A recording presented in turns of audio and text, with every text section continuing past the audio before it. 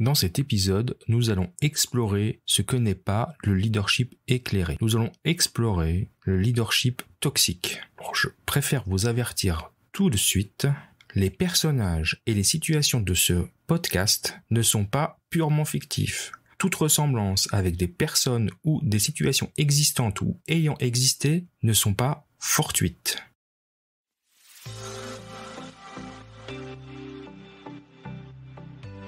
Bienvenue dans le podcast des leaders holistiques. Je suis Christophe, créateur du site leleanmanufacturing.com et de la formation Culture Lean, votre expert en leadership, excellence opérationnelle et lean management depuis plus de 25 ans. Ce podcast est pour vous si vous êtes attiré par le leadership, le développement personnel et la spiritualité. Si vous avez besoin de mieux équilibrer votre vie privée et votre vie professionnelle. Si vous avez d'importantes responsabilités professionnelles et que parfois cela affecte votre vie privée ou inversement. Si vous voulez devenir un leader serviteur, bienveillant, humaniste, éthique et intuitif, si vous voulez développer un leadership avec une approche globale, intégrale, holistique, basée sur votre corps, votre cœur et votre esprit pour le bien de vos proches et de la communauté, alors vous êtes au bon endroit. Que vous soyez un homme ou une femme, directeur, manager, leader expérimenté ou pas, coach accompagnant des dirigeants, je vous remercie de passer ces quelques minutes avec moi aujourd'hui. Allez, on y va, c'est parti!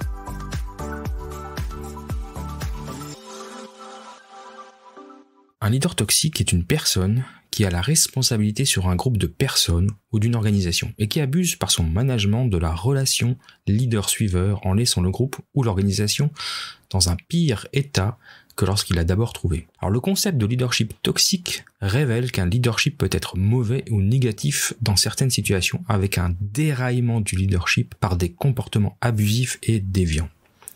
La violence qui peut régner dans certaines organisations est alors comparée à une image extrême du terrorisme à l'intérieur de l'organisation. Alors quels sont les comportements multiples du leadership toxique ? Alors tout d'abord, ce qu'il faut savoir, c'est que l'expression de leadership toxique a été inventée en 1996 par Marcia Wicker. Elle met en valeur un certain nombre de styles de leadership dysfonctionnels. Alors c'est quand même assez récent, parce que 1996, c'est pas si vieux que ça.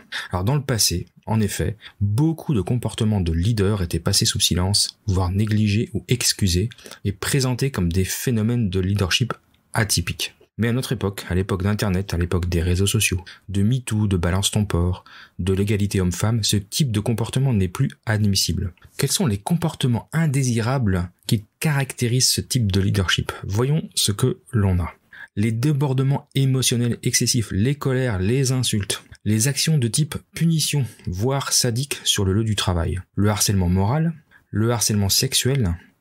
Alors la différence entre harcèlement moral et harcèlement sexuel, ce qu'il faut savoir, c'est que le harcèlement sexuel, il suffit d'une fois, d'un débordement pour considérer que c'est un acte de harcèlement sexuel, donc une très mauvaise blague ou un acte très déplacé suffit pour être considéré comme un acte de harcèlement sexuel, alors que le harcèlement moral, c'est une accumulation d'actes. Donc quelqu'un qui va répéter plusieurs fois les mêmes actions sur la même personne, ce qui fait que au bout d'un moment la personne elle va être démoralisée, elle va être déstabilisée, elle va perdre confiance. Donc il y a quand même un distinguo assez fort entre harcèlement moral et harcèlement sexuel.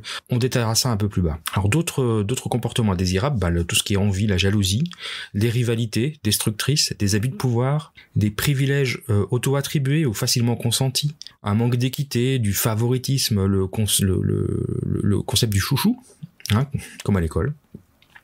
Des manipulations égocentriques excessives, des activités délictuelles, voire criminelles, la malhonnêteté, les falsifications de documents, la subordination, c'est-à-dire un acte qui dépend de sa position hiérarchique, on utilise sa position de supérieur hiérarchique pour forcer quelqu'un à faire quelque chose, la corruption, la concussion aussi. Alors la concussion, c'est une infraction commise par un représentant de l'autorité publique ou d'une personne chargée d'une mission de service public qui sciemment reçoit ou exige ou ordonne de percevoir une somme qui n'est pas due. Typiquement des malversations financières, une escroquerie, le trafic d'influence, le détournement d'argent, la prévarication. C'est aussi pour les fonctionnaires, c'est un grave manquement d'un fonctionnaire, d'un homme d'État au devoir de sa charge. Donc un abus d'autorité, détournement de fonds publics, concussion. On en parlait un peu plus haut. Le vol, évidemment, et les mauvais traitements, tout ce qui est acte de violence et exaction. Donc on les a pris un peu dans l'ordre croissant, je pense. Bon, En tout cas, la deuxième partie de cette liste, elle est quand même plus rare et arrive moins souvent, bien heureusement. Un leader peut sembler quelquefois arrogant, avec une personnalité un peu abrasive, c'est-à-dire quelqu'un qui est psychologiquement dur avec les autres, quelqu'un qui est auto-centré, qui a des tendances fortes d'égoïsme et qui porte peu d'intérêt pour les émotions des autres. Cette toxicité du leadership peut provenir d'un désordre psychologique du leader, avec des attitudes d'orgueil exagérées, de la vanité, pire encore avec des comportements de folie comme les psychopathes, les sociopathes ou les sadiques et les petits tyrans. Là, on est vraiment dans des cas extrêmement rares, mais qui peuvent arriver. Heureusement, moi en tout cas, j'ai pas été confronté à ce type de situation. Le côté obscur du leadership est souvent associé à des troubles de la personnalité tels que le narcissisme provenant d'un défaut d'intelligence émotionnelle. Cela provoque un rejet de la part des followers, des suiveurs, les obligeant à des comportements défensifs. Alors il y a de plus en plus d'études sur les émotions toxiques au travail impliquant le comportement des followers, des subordonnés, parce que ces études sont très intéressantes. Ces émotions méritent d'être étudiées car elles occupent un rôle majeur à la fois dans le succès des leaders toxiques mais aussi dans leur déclin. Souvent la situation fournie par les suiveurs facilite la venue du leadership toxique. Alors je dis pas que c'est la cause, mais elle favorise l'arrivée d'un leader toxique dans le groupe, par le fait même de l'existence d'une ambiguïté. En particulier, nos fameux subordonnés, followers comme on les appelle, peuvent manquer d'estime de soi, se livrer à des jeux de pouvoir, idéaliser le leader, parce qu'ils ont un besoin psychologique d'attachement non satisfait. Donc des concepts un petit peu, voilà, où l'équipe est un peu déstabilisée et elle a une position qui n'est pas claire, qui est très ambiguë, et ça favorise l'arrivée d'un leader toxique, en tout cas d'un comportement toxique. Donc les deux raisons majeures à ce cercle vicieux sont un charisme corrompu et un leadership non éthique.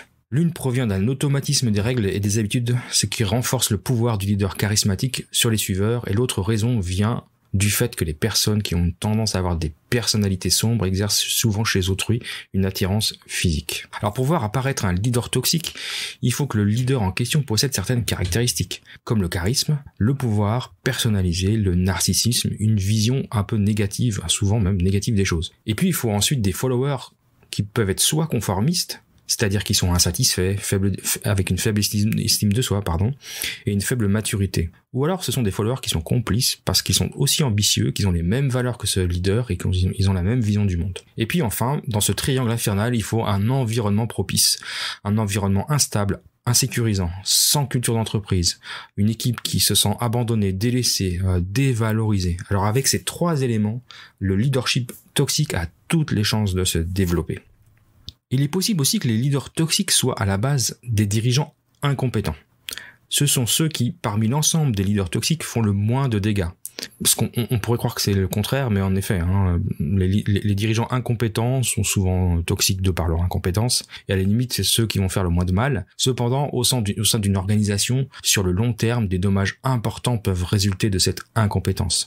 Le leader incompétent ne peut pas répondre de manière adéquate ni efficace aux besoins de son organisation et de ses collaborateurs. Un leader peut très bien se transformer d'une position de leader constructif à un leader destructeur en raison des facteurs conjoncturels ou des traits de sa personnalité, ou les deux. Dans certains cas, les facteurs situationnels et les traits de personnalité se combinent pour provoquer des comportements destructeurs. Par exemple, un bon chef, diligent, dévoué, peut devenir très exigeant, perfectionniste, autoritaire et despotique au moment d'une période de stress, ce qui peut découler de problèmes personnels ou de pression venant de la hiérarchie, ou les deux. Souvent d'ailleurs ce sont les deux combinés, et chacun d'entre nous peut se rapprocher soit du divin, soit du diable. Alors le leadership toxique dans l'entreprise provoque souvent un leadership destructif, l'insatisfaction des employés, une faible productivité, des conflits entre les membres de différents services, une innovation stagnante et un taux de rotation de personnel très élevé. Malheureusement, dans de nombreuses organisations, les leaders toxiques sont une réalité douloureuse et indéniable. Avec leur intimidation et leur interaction dysfonctionnelle sur le lieu du travail, ils provoquent des employés qui vont être désabusés, démotivés. Et puis dans leur sillage, les leaders toxiques vont laisser des détritus que d'autres personnes vont devoir nettoyer pour le bien de l'organisation. Donc on va regarder un peu les caractéristiques communes que l'on peut remarquer chez un leader toxique. Alors comment reconnaître un leader toxique ? D'abord, c'est un leader qui est arrogant. Les leaders toxiques sont très vantards, ils sont arrogants. Ils s'adonnent volontiers à l'auto-glorification. Ils ont besoin de ça. Hein. Ils pensent qu'ils ont toujours raison. Ils attendent que les autres acceptent leurs déclarations comme une parole d'évangile. Ils n'aident pas les autres. Ils détestent quand on ose les corriger, surtout si cette personne est un collaborateur, un subordonné, et encore plus si c'est fait en public. Ensuite, ce leader, il est caractérisé de ce qu'on appelle l'autocratie, donc il est autocratique. Il veut pas entendre une autre opinion que la sienne. Il résout les conflits par la force. Il attend que les autres le suivent tranquillement sans jamais remettre en cause sa direction. Un leader toxique se croit souvent un roi autoproclamé et son comportement est souvent le reflet de cette prétention. Pour lui, les employés sont des sous-fifres, des êtres inférieurs qui existent seulement pour exécuter les ordres du chef. Mais ce n'est pas seulement le leader autocratique qui peut être toxique. Un chef avec une voix douce et avec la façade de la sincérité peut également être toxique. En fin de compte, ce n'est pas le seul comportement spécifique qui peut être jugé comme toxique, mais l'effet cumulatif de comportements démotivants sur le moral et sur l'ambiance de l'unité de collaborateurs au fil du temps, ça rend l'expérience très difficile. Alors une troisième caractéristique du leader toxique, c'est que le leader est irritable. Les leaders toxiques passent souvent par des crises d'irritabilité, je vais y arriver. Ils sont très colériques, ils veulent pas être dérangés pour rien. Ils ne sont pas ouverts aux autres idées qui viennent d'autres personnes, ils méprisent les questions posées et ils évitent autant que possible ce type de questions. D'ailleurs, c'est assez simple. Si vous allez à une séance de service ou une séance d'équipe, une réunion d'équipe, et à la fin de la réunion, c'est une réunion d'information, souvent c'est le moment de poser les questions. Il n'y a pas de questions, ou très peu. C'est assez caractéristique d'un leader toxique. Donc en général, sous ce type de leadership, l'organisation va prendre du retard de croissance en raison d'un manque d'idées novatrices qui vont être bloquées parce que pas recevables par ce leader. C'est aussi souvent un leader inadapté, il est dur, il est arrogant, il est de mauvaise humeur, il a horreur du changement, il décourage les initiatives, il est très rigide, il retarde les réformes nécessaires, et lorsqu'il est forcé de prendre une décision, et celle-ci s'effectue de façon très abrupte et sans ménagement pour son entourage. C'est très très très directif. Le leader toxique est en fait l'adversaire le plus coriace de tout changement dans l'organisation. C'est aussi un leader qui est en manque de confiance. Et oui, ça, on penserait le contraire, mais il apparaît comme extrêmement confiant, mais en fait, il n'a pas confiance en lui-même. Et c'est pour ça qu'il trouve aussi qu'il est extrêmement difficile de faire confiance aux autres, membres de son équipe, et il leur fait pas confiance. Et en raison de ce manque de confiance, des problèmes très difficiles sont souvent ignorés ou passés sous silence. On en a parlé aussi un peu plus haut, ça peut être un leader incompétent. Le leader toxique peut penser qu'il est le meilleur, mais en fait, il est incompétent. Il peut souvent avoir du mal à prendre des décisions qui ont le plus de bon sens. Il a des difficultés à faire des tâches les plus simples. Il ne sait pas hiérarchiser les choses et les actes qu'en critiquant les autres et en minimisant leurs compétences. Et puis, il détourne la réalité. En définitive, il compromet les objectifs de l'organisation et le bien-être de ses collaborateurs. C'est un leader hiérarchique dans le sens où la structure rigide de la hiérarchie est nécessaire pour qu'un leader toxique survive. Donc avec un leader toxique dans l'entreprise, on sent souvent le poids de la pression de la structure du pouvoir au-dessus de soi, et au-dessus de lui d'ailleurs. Un leader toxique est apte à contrôler les membres de l'équipe à l'aide de la hiérarchie et sur la base du mérite à l'ancienneté, c'est-à-dire la loyauté, toxicité. Un leader toxique souvent est reconnu pour fixer des objectifs irréalistes, injuste et irréaliste. Les membres de l'équipe luttent pour réaliser des objectifs irréalisables. Ils finissent par se démoraliser, bien évidemment. La charge de travail s'entasse et l'entreprise devient peu à peu un enchaînement d'échecs, en fait. Le leader toxique exige des symboles aussi pour mettre en valeur son autorité personnelle. Typiquement, il va demander une place de stationnement pour l'une privée, un accès à tout, un grand bureau, il va remplir le lieu de travail avec son propre portrait et l'histoire de ses réalisations accrochées au mur, donc on n'est pas loin du dictateur quand même. Hein. Et puis enfin, il va pratiquer des actes discriminatoires. Donc ils adoptent souvent ces pratiques discriminatoires. Leurs partis pris, leurs préjugés apparaissent souvent sous la forme de sexisme, de racisme, d'agisme et d'autres comportements discriminatoires. Donc il aime bien rabaisser ses collaborateurs en leur manquant de considération. Il peut même punir sans aucune raison apparente. Alors on a tous été confrontés au cours de notre vie professionnelle à un leader toxique. Moi j'en ai rencontré quelques-uns avec divers niveaux de gravité, mais je peux partager quelques expériences que j'ai vécues. On parlait un peu plus tôt dans l'épisode de déportement émotionnel excessif, c'est-à-dire les colères. Moi, je me rappelle avoir travaillé avec un directeur. Donc, c'est quand je travaillais dans le milieu des hautes technologies dans le sud de la France. C'était mon N+2 en fait. Donc j'étais chef de service. Nous étions 5 chefs de service. Notre directeur commun, directeur de production, était un homme extrêmement calme, posé, bienveillant.